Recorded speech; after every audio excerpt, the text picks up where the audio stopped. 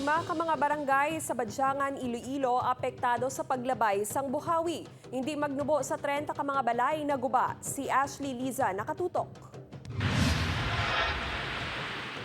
Sa video nga ini makitaan ang mabaskog nga pagbubo sang ulan kag mabaskog nga hangin. Naglinupad ang mga dahon kag halos matumba ang mga puno sang kahoy. Sunod sa uploader, kuha ang video alas 3 Sabado sang hapon sa sitio Talaytay, Barangay Udyongan, Badyangan, Iloilo. Ginkumpirma sang Badyangan MDRRMO nga 5 ka mga barangay ang naapektuhan sa paglabay sang buhawi. 22 ka mga balay ang partially damaged sa Barangay Mainggir. Maisa man ka chapel kag multipurpose shed ang naguba.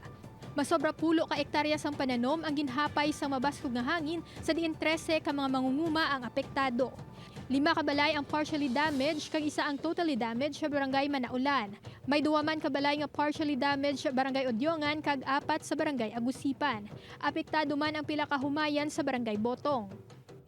Pasalamat lang kami nga at least maski may na-damage kami yung mga houses na na-damage na crops pero ay kami casualties or mga injured. Suno sa MDRRMO, nakayo naman sa mga residente ang mga naguba nga balay.